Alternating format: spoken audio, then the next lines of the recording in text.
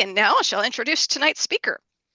A history of Memorial Day, from the early decoration of Civil War graves with flowers, Decoration Day, to today's annual day of mourning and remembrance of those who died in defense of our country.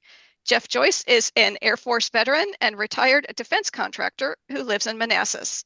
He's a volunteer historian at Culpeper National Cemetery, supporting the Wreaths Across America program. In addition, Jeff is a docent at the National Air and Space Museum, a volunteer with the Honor Flight Program, and a battlefield guide at Bristoe Station Battlefield Heritage Park in Prince William County. Please join me in welcoming Jeff. I will stop sharing and it is all yours. Okay, sorry about that. Technical it's all good. All right. Okay, so we're good to go. Yep. All right. Well, thank you again for inviting me to join you this evening. Real quick background on this particular presentation. As was mentioned, I've been a volunteer at Culpeper National Cemetery for a number of years, and I offer tours of the cemetery in conjunction with the Museum of Culpeper History. In fact, we're going to be offering a tour on the 16th of May. And the Museum of Culpeper History has had me over for a number of presentations. I've done some presentations on the history of the cemetery, on the role of Culpeper County during the Civil War and how that led to the establishment of Culpeper National Cemetery. And then last year, in conjunction with our first tour of Culpeper National Cemetery, we decided to do a presentation on the history of Memorial Day, since we were doing it kind of in conjunction with Memorial Day. And this past November, I gave a similar presentation on the history of Veterans Day. So this is kind of a good broad perspective on how we currently commemorate Memorial Day, how it originated during and immediately after the Civil War as what was then called Decoration Day, and a few other interesting aspects of the of commemoration. So with that, go ahead and go to the next chart. Again, these are my topics. Won't go through this in detail at this point, but just to kind of step you through Decoration Day, how Decoration Day evolved into today's Memorial Day, and also I added some interesting aspects of remembrance that we find in literature, all dating back all the way to ancient Greece. You didn't know you were going to get into the Greek classics as part of this presentation, so a little few extra points for you. How about that? So, well, if you want to think about Memorial Day, you really have to think about it in terms of its origination as Decoration Day. And of course, Decoration Day was an attempt to remember the Civil War dead.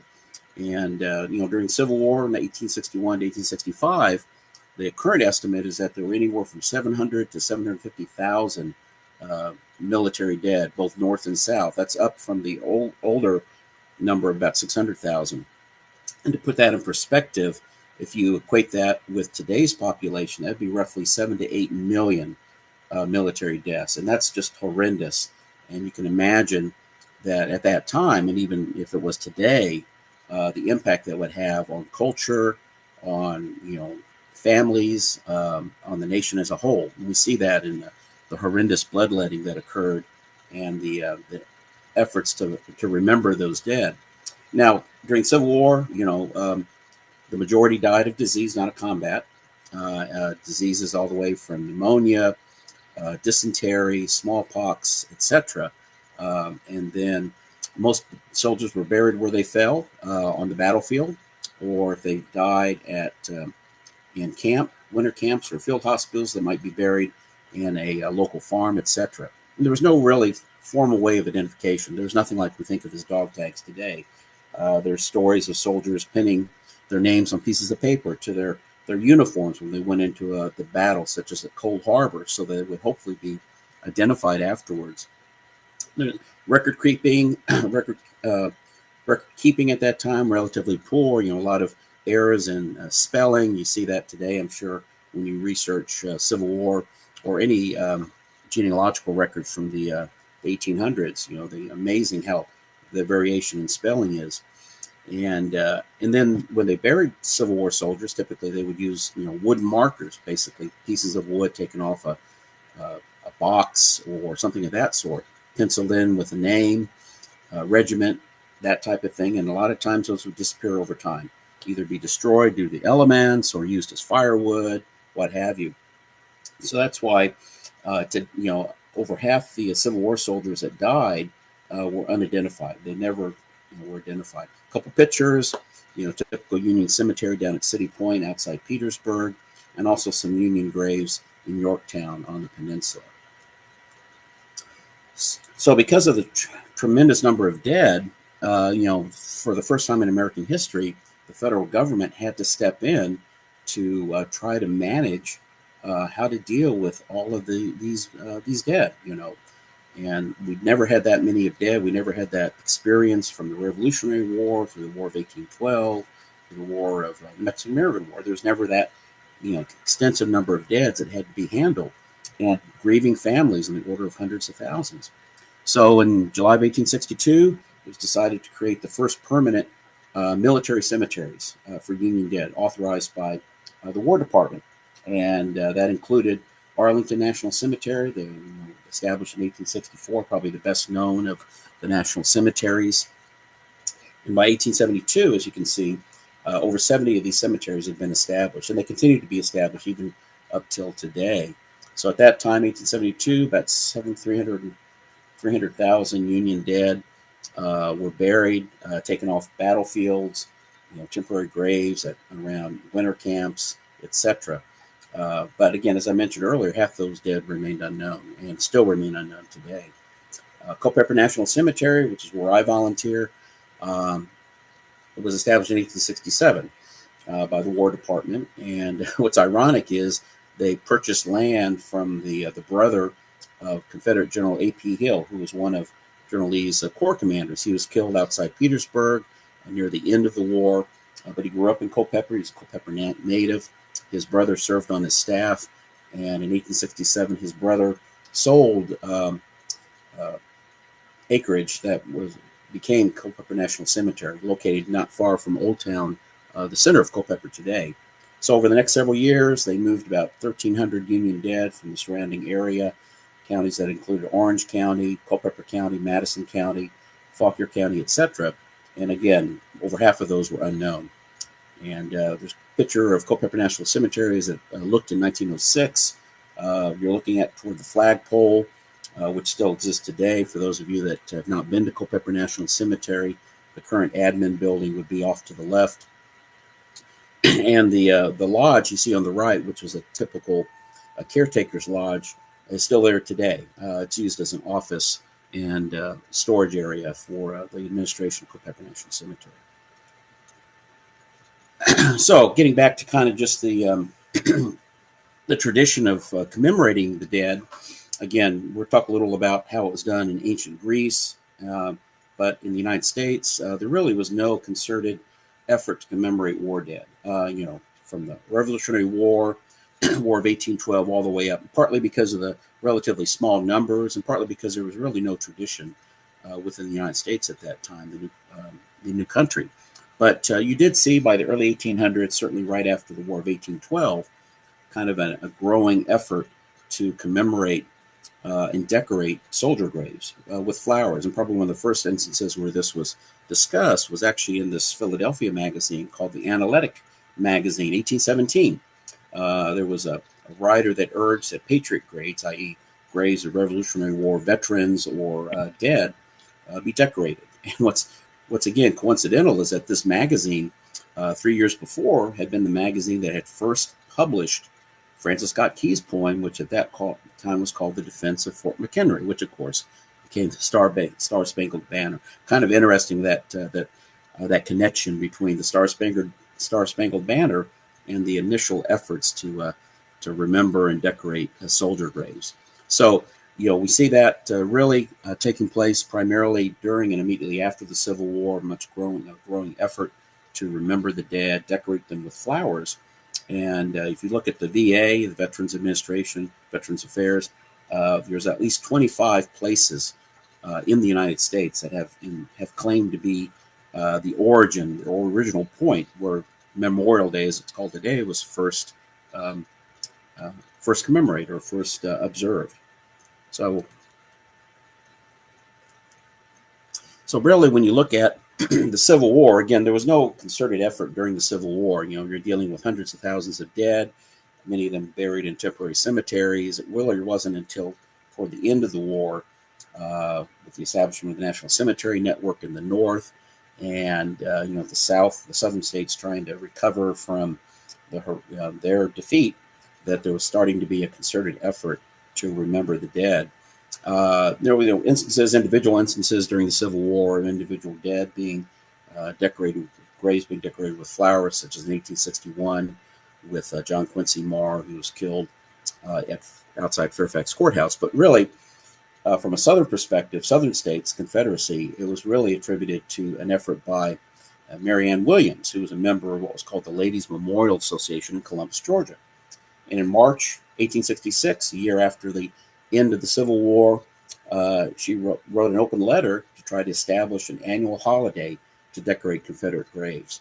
And so that holiday, as you can see, was observed for the first time on April 26th in several southern states, though other states and cities such as Richmond kind of observed the holiday at different times. So it was kind of an informal, but the first somewhat coordinated effort to decorate Civil War graves, again, from a southern perspective. But what's also interesting is even before then, in May of 1865 in Charleston, South Carolina, immediately after the end of the Civil War, there was an effort by African Americans, freed slaves primarily, they held a parade to honor about 250 Union soldiers who had died in Confederate POW camps and hospitals in and around Charleston. They were all buried in a mass grave at what was then called the Washington Race Course. And there's a photograph of the race course right there with the headstones or the markers in 1865. So these freed African Americans, many of them freed former slaves, coordinated this effort, this parade. And there's a little newspaper article that was published in the Charleston Daily Courier on the 1st of May about them, having a parade, decorating these graves with flowers. So again, this is kind of a first known effort, recorded effort for Union graves to be decorated with flowers. And those soldiers that were buried in that temporary grave there in Washington Race Course were eventually reinterred to Beaufort National Cemetery. And that's, certainly most of the Union soldiers that died after the war were reinterred and moved to national cemeteries. Confederate dead were typically became the responsibility of the individual states, southern states, or private organizations. So that's why Confederate dead were often buried at cemeteries like Hollywood Cemetery in Richmond, or church cemeteries, private cemeteries like that. Very few ended up in any Union or national cemeteries. Okay. So those were kind of some of the early commemorations on the southern side, in Georgia, if you will, and in Charleston, South Carolina. In the north, it's a little more murky as to when the first commemorations occurred. There's some records of as early as October 1864 in Pennsylvania, in Illinois in 1866, but the first organized decoration of Union dead graves occurred in Waterloo, New York, in May of 1866.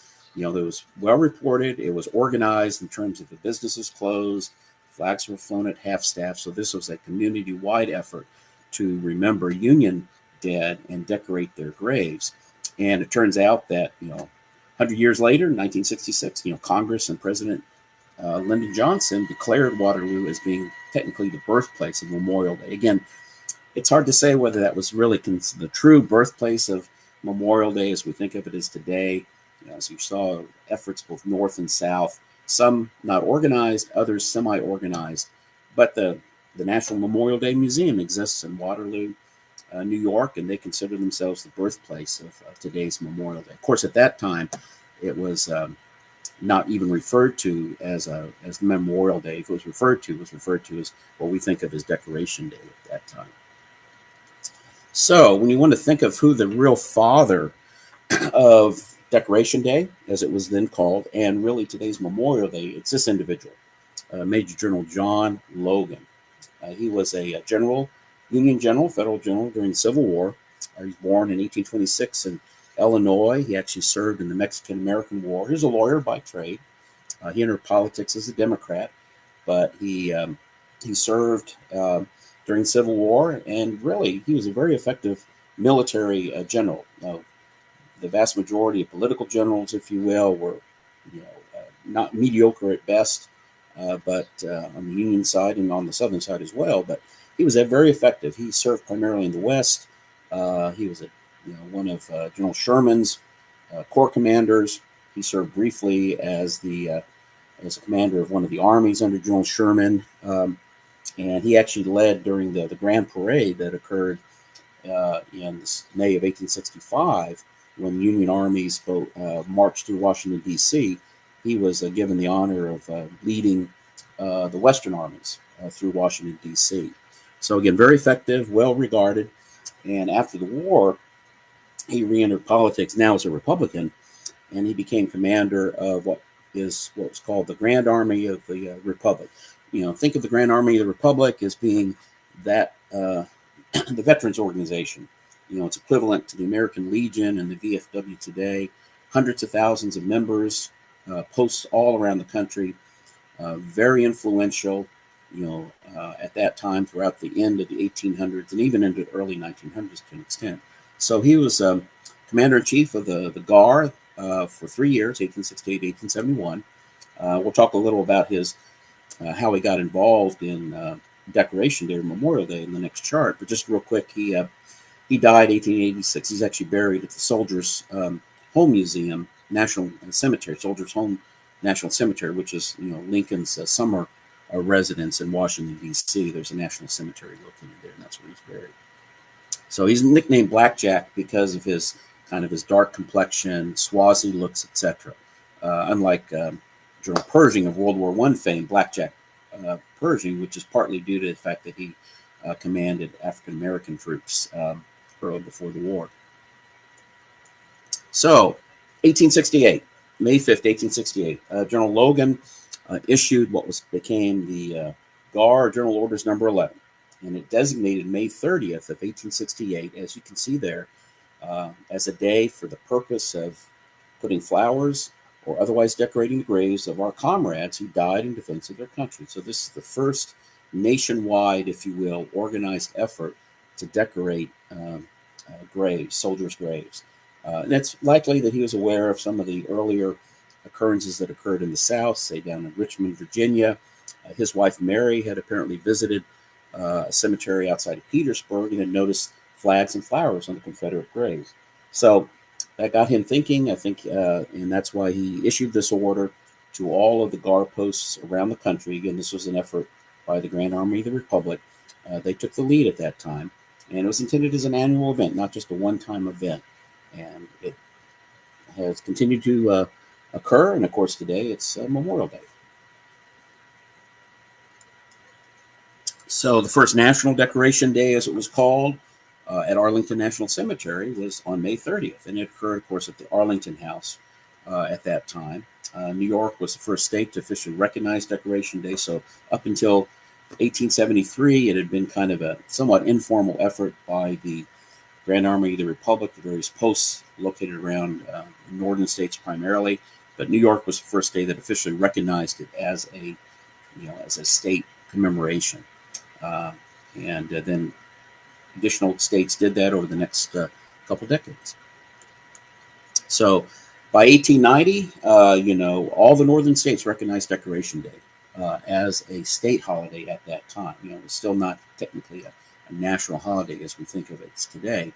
1891, as the members of the GAR were starting to age a little more, this was 25, 30 years after the Civil War, but many of them were not in the best of health. So the Army agreed to organize the ceremonies at the national cemeteries if the GAR itself or related groups weren't able to do so. This is at the time frame where then the federal government, if you will, started to get directly involved in the organization of what was then called Decoration Day. So you can kind of see the process. Initially, private individuals, one-offs, various states, various communities, and then the Grand Army of the Republic making it a national recurring commemoration in May.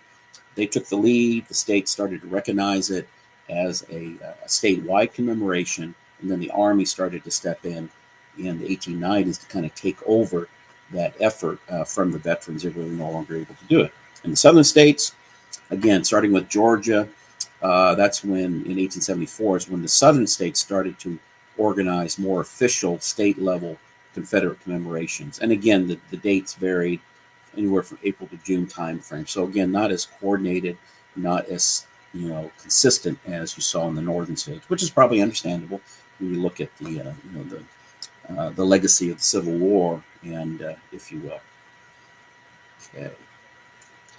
So World War One, the Great War, America's first international war, other than the Spanish-American War, and it was really following America's entry into World War One in April of 1917 that you see the Decoration Day really started to expand to honor all American war dead.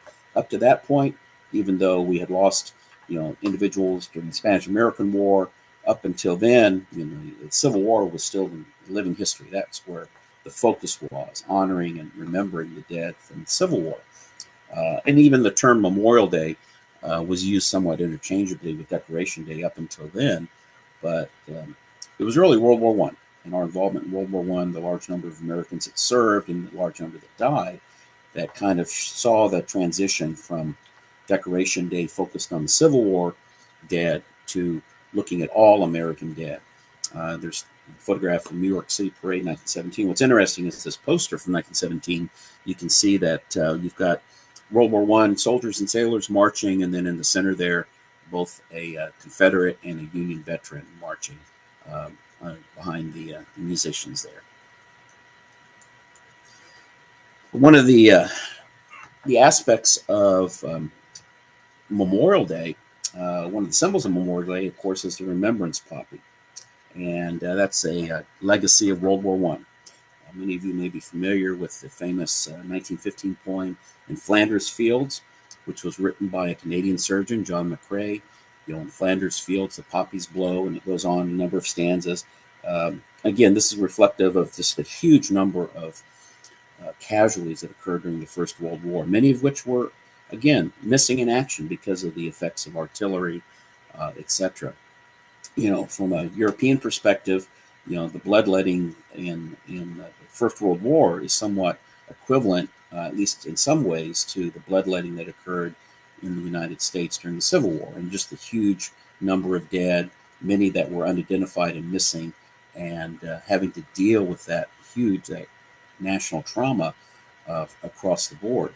So two individuals, one in America, one in France, two women, were familiar with the poem and got the idea, or credited with the idea, of actually wearing a red poppy to honor the dead.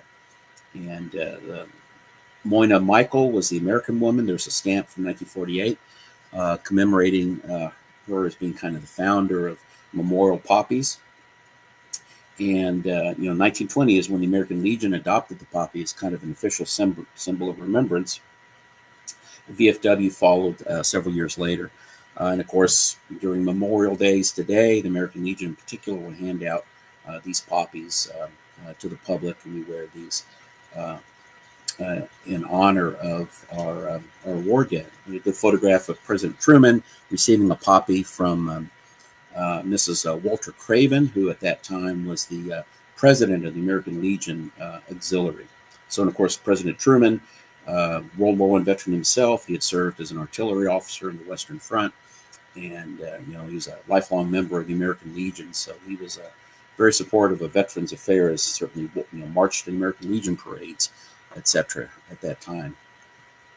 So that's why the poppy is kind of the symbol of Memorial Day. And if you look at other countries, particularly in Europe, England, Canada, Commonwealth countries like Australia, etc., their equivalent of Memorial Day is what they refer to as Remembrance Day, which occurs in November of each year, and that is a reflection of the end of World War I, the Armistice Day, the 11th hour, the 11th day of the 11th month. So they commemorate Remembrance Day in and around the 11th of November. We do that. It became Armistice Day in the United States, which of course is today Veterans Day. And you look at the differences. We have actually three commemorations, or three times during the year where we in America kind of commemorate or honor military members. There's Armed Forces Day, which is in May. That kind of honors those that are currently serving, wearing the uniform. There's Veterans Day in November, which honors those that have served, have hung up the uniform.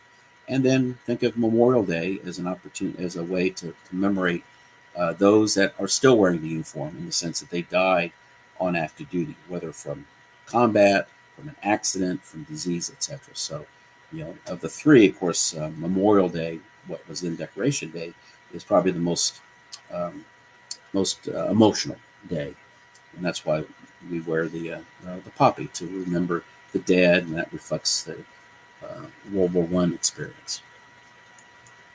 So, from a national holiday perspective, Decoration Day was officially renamed as Memorial Day in 1967. So up until then, it might have been referred to as Memorial Day informally, but it was still officially Decoration Day. And then 1968, the following year, is when they moved Memorial Day to the Monday, the last Monday in May. So it varies year to year, but it's always the last Monday in May, and that it took effect in 1971. At the same time frame, they moved, if I recall, Veterans Day was moved around quite a bit as well, partly because of that Holiday Act, and eventually they decided to move Veterans Day back to November 11th, irrespective of what day of the week that it occurred. And then in 2000, it was decided to have a National Moment of Remembrance Act, or it was the National Moment of Remembrance Act was established, which called for a moment of silence at 3 p.m. on every Memorial Day. A couple photographs for you. Again, the photograph on the left there, which is also the photograph you saw on the cover chart, that's the section of the Culpeper National Cemetery where those approximately 900 unknown Civil War soldiers are buried. Each one has a stone marker right there, and that's a photograph when we had placed flags there.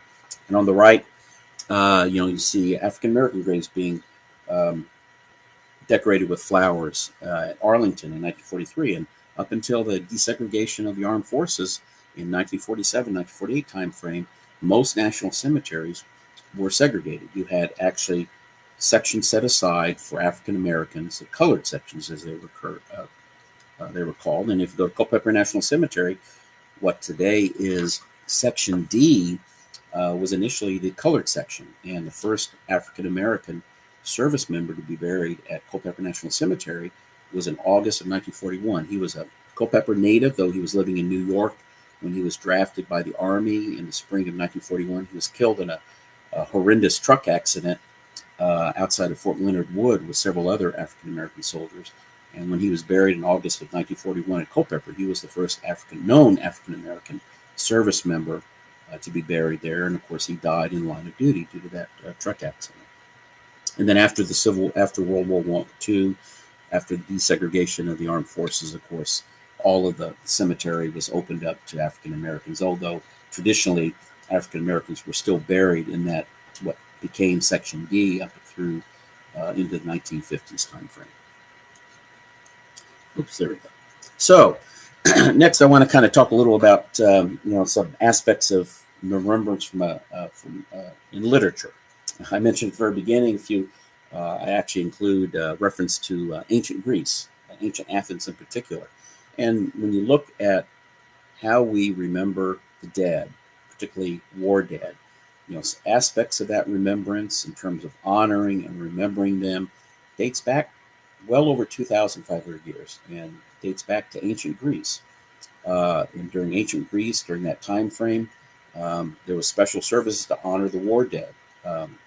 And Athens had public funerals, and they requested a leading citizen to provide a suitable speech.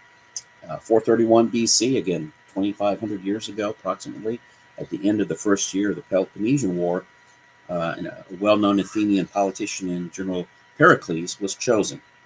And his oration, thankfully, was recorded at least sometime after that. It might have not been verbatim, of course, but the themes that he talked about are really the themes that we still see in remembering the dead today. You look at Lincoln's Gettysburg Address, for example, or you look at most Memorial Day speeches, things of that sort. some of the themes, many of the themes that he first talked about in terms of remembering the dead, the fact that they're commemorated not just in, either in stone or in marble, etc., but also in our hearts, also in our thoughts. Those themes continue on today. And again, even though it's not clear that President Lincoln was aware of Pericles in particular, he certainly was aware of those themes. He was well read from a Shakespeare perspective, well read, and many other speeches and orations at that time included a lot of references to ancient Greece. So he probably picked up some of those themes through his own, reading and research and development. He was very meticulous in developing his speeches. So it's not, it's quite possible that some of the themes that Pericles first recorded back 25 years ago, were reflected directly in some of his greatest speeches, Gettysburg Address in particular. So if you go to any of the national cemeteries today, the older ones in particular, those that were established either during or immediately after the Civil War, you'll see these black panels, these black tablets. You saw the tablet earlier, which was the General Logan's order establishing an annual Decoration Day. But also you see these black tablets, and on these black tablets are stanzas from a well-known poem at that very well known during the 1850s into the Civil War, known as the Bivouac of the Dead. And it was written by this individual on the right, Theodore O'Hara. He actually was born in Kentucky. He served in the Mexican-American War. He was a lawyer, also a newspaper editor and poet. During the Civil War, the early years of the Civil War, he served in the Confederate Army. Again, he was Kentuckian by birth. And he died in 1867 in Alabama. But he penned this poem called the Bivouac of the Dead, not in terms of the dead of the Civil War, but in remembrance of Kentucky soldiers that had been killed during the Mexican-American War as part of the 1847 Battle of Buena Vista. And that poem was first published in 1858 in the Mobile, Alabama Register. Became, as I said, very popular during the Civil War, both North and South. And so beginning in the 1880s, these cast iron tablets were fabricated and placed at many national cemeteries. You see these today at Culpeper National Cemetery, for example, Fredericksburg National Cemetery, many of the older national cemeteries. And they include parts of the first stanza of his poem. Typically, they don't mention the fact that he was a Confederate soldier during the Civil War, but again, it's a well-regarded poem from that era, and there's one of the stanzas there that many of you may be familiar with if you've gone and visited national cemeteries and see some of these tablets. And finally, Paul Laurence Dunbar. Many of you may or may not be familiar with Paul Laurence Dunbar. He was a turn of the century. He was a very well-known African-American poet and writer. And he was born in 1872 in Dayton, Ohio. His father had served in the Union Army. He was an escaped slave and then enlisted in the Union Army, part of the U.S. colored troops. What's interesting is he was the only African-American at Central High School in Dayton, Ohio. And one of his classmates and a friend was Orville Wright. Again, I mentioned that I'm a docent at the National Air and Space Museum. One of the centerpieces of our collection is the world's first successful powered airplane, the Wright Flyer. And it's very interesting. You have this connection between the Wright brothers, Orville Wright in particular, the younger of the two brothers, and Paul Dunbar. During the 1890s, early 1890s, the Wright brothers operated a printing press for a brief period of time. So Paul Dunbar wrote and edited Dayton's first weekly African-American newspaper, and it was printed by the Wright brothers. So the reason that I have him here is because, again, well-known poet and novelist, but he also, actually published a number of poems, if you will, related to Remembrance Day, or Memorial Day, as it was starting to be called at that time. Again, keep in mind his father was a Civil War veteran on the Union side. And there's he he died in 1906, too young. He had a number of health issues, but there's a part of his 1896 ode for Memorial Day, which I thought was very well done. So that's kind of the end of my formal presentation. Oh, not quite. No, almost there. So I wanted to kind of briefly mention, again, I put this together originally last year for the Museum of Culpeper History. And I also wanted to include, I've updated it for today, and I wanted to include some of the upcoming Memorial Day events. Most of you are probably familiar with any Memorial Day events that will occur near where you're living. Of course, the best known is at Arlington National Cemetery. And what's interesting is, even though, I primarily volunteer with Wreaths Across America program, which, if you're not familiar with that, is an effort to put Christmas wreaths on graves at national cemeteries and veteran cemeteries. We do that every December. It's something that's been ongoing for 20 years. There is a parallel organization known as the Memorial Day Flowers Organization. And just like the original Decoration Day, their focus is putting flowers on graves, just like it was done on the graves of Civil War soldiers immediately after the Civil War. Their primary focus is at Arlington National Cemetery. So they have an effort where they will hand flowers out. Typically, Memorial Day is on Monday. We have the big ceremony at the amphitheater at Arlington on this year it'll be Monday 25th. But the day before, that Sunday, they will hand out flowers. You come to the Tomb of the Unknown. For the last several years, they actually allow visitors to get a flower, walk directly in front of the Tomb of the Unknown, place that flower there, and then continue on. So that's the one time during the course of every year that the public is able to actually put a flower on the Tomb of the Unknown Soldier. We have wreath ceremonies there, but at that point during that day, the Sentinels do not walk there in front of the Tomb of the Unknown. So that's open for the public. So very moving. If you've not done it before or in the area, I certainly recommend that. It kind of gives you an opportunity to do what we initially did as part of Memorial Day, putting flowers on the graves of the dead. So that's going to occur on Sunday the 24th all day.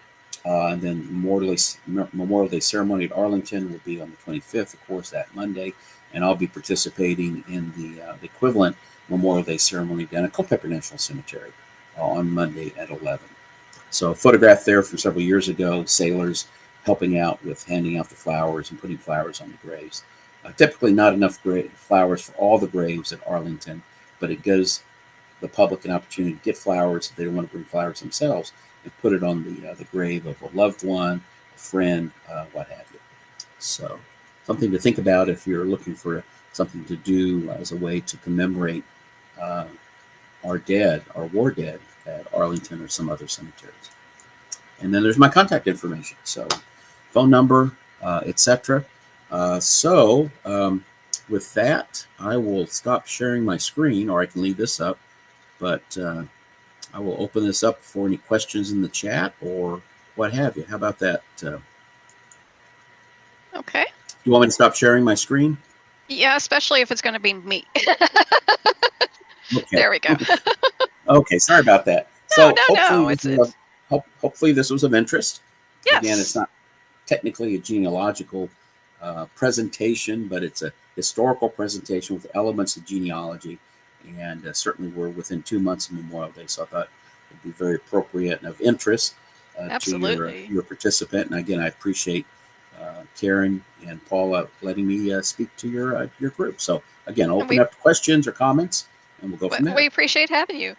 We have some comments and questions. I'm going to start with questions. David asks, where is the tablet for General Order number 11? You had a photo of it, but he wants to know where it is. If I recall, that was a photograph from a tablet. I don't recall which national cemetery. Most national cemeteries, not all, but many do. So I'm trying to think. I honestly don't recall which national cemetery I got that photo from. I believe they had one at Arlington. I believe they had one at Fredericksburg and at Culpeper. So that's a good question. I can't quite answer that. So Okay. Deborah asks, were Native soldiers also buried in separate cemeteries like the African American ones were? Native soldiers? You mean Native American Mm-hmm. soldiers? Um, there were, during the Civil War itself, there were only a handful of Native American soldiers that served. Well, you think of General Parker, who was an aide to General Grant, if I recall. Um, I don't, I don't know. Uh, I believe they probably were segregated, but I'm not aware of. There was probably such a relatively small number as compared to African American soldiers during and immediately after the Civil War. And by the time you had an extensive number of American Indians, other than those that served as scouts, for example, uh, for the Army in the West, it was really not until World War II. Well, World War One to a small extent. Code talkers, for example, World War II. I don't think they were segregated that I'm aware of, but I could be wrong. Okay. David asks, how long does it take to place flags and flowers at Arlington and Culpeper? Mm. At Arlington, what they do is they take the 3rd U.S., all of the soldiers assigned to the 3rd U.S. At Fort Myer, and starting the week before Memorial Day, they go through and they carry these huge backpacks with flowers, and they put a flower at every grave. They put their boot uh, right at the tip of their boot is right at the marker, and at the foot of their boot, that's where they place the flower. And it takes them several days.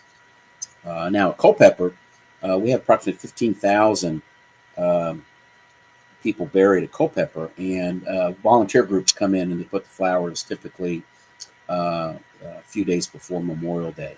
The flowers are stored there at Culpeper National Cemetery. They have enough flags for every of the graves. They get volunteers, Boy Scouts, Cub Scouts, Girl Scouts, American Heritage Girls, American Legion, VFW volunteers. They basically organize, come to this day, come at this time, and put flowers on the graves. But at Arlington, and it's organized by the Army, just because of the huge number of individual graves that we're dealing with. Absolutely. Catherine says, or asks, flags and wreaths and flowers are put on soldiers' graves on certain holidays. Is that done at all national cemeteries? National cemeteries or only some? What are the rules about families placing flowers or other items on the graves of ancestors at a national cemetery?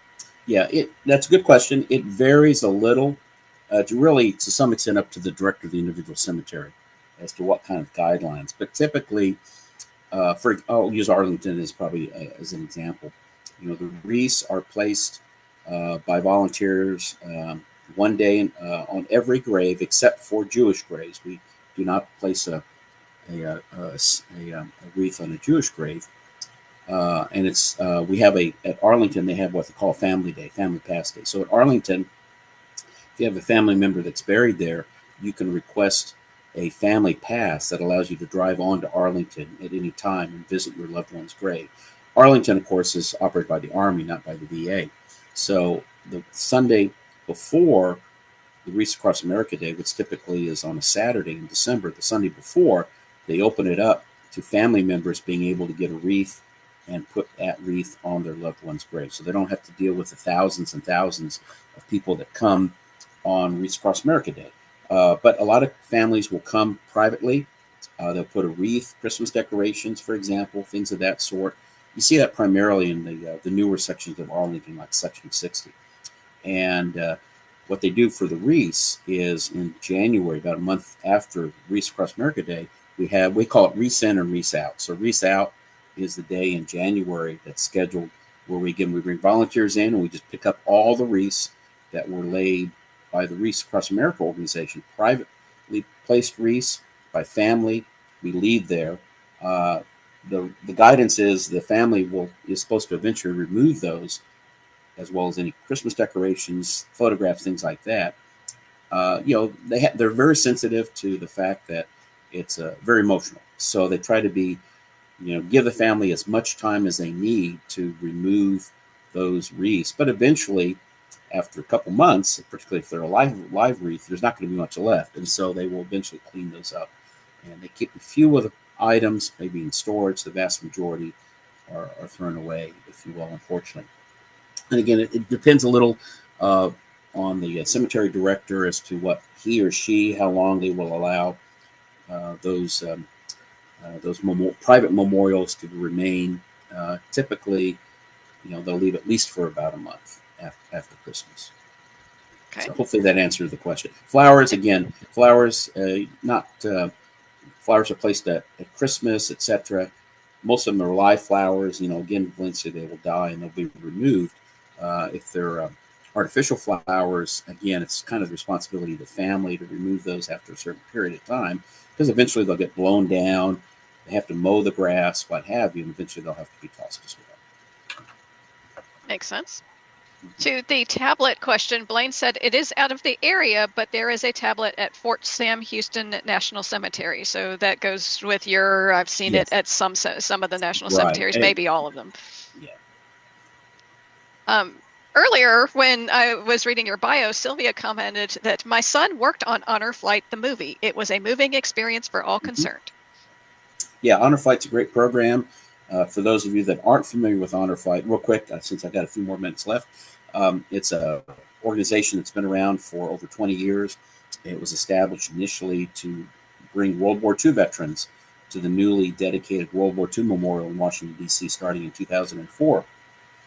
And now there's 130 plus chapters, hubs around the country, as far west as Alaska, Hawaii, and because of the aging of World War II veterans, it's primarily Vietnam-era veterans. So if you have served up through 1975, whether active duty, reserve, in-country, out-of-country, doesn't matter, you have honorable discharge, you're eligible to participate in an honor flight trip to Washington, D.C., free of charge for the veteran. So. Nice.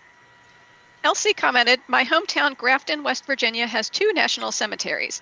Last year was its 158th annual Memorial Day parade. I once marched in the parade. Oh, nice. And then Deborah from Ontario mentions, I hate to say it, but Americans celebrate and honor their veterans, live and past, more than Canada. November 11th is the only day we have. Americans are much more public in how and what they do.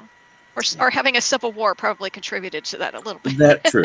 I will say that of the former Commonwealth countries, Australia and New Zealand are probably the ones that really, because they have Anzac Day, which commemorates the Australian and New Zealanders that fought in Gallipoli, and that has become really in Australia and New Zealand primarily their day of remembrance versus the traditional Remembrance Day in November, and Anzac Day is typically in April. So that is their equivalent of, again, combination of Veterans Day and Memorial Day. And that will do it for us. Thank you so much for your time and your great information and the questions. And thanks to everybody who attended for joining. We appreciate it. The video will be available sometime this evening. And please take advantage of whatever Memorial Day events are at your local cemetery, etc., and participate in those. Remember those that have fallen. Indeed. All right. Well, thank you so much. Thank you. Thank you very much, Jeff. Mm-hmm. You want me to sign off, leave? Well, I'm going to go walking out the door symbol. You're welcome to click that, or I'm going to end the meeting in a second anyway. So okay. Have a good one. Thank you so much, everybody. Yeah, thank you again. I'll take care.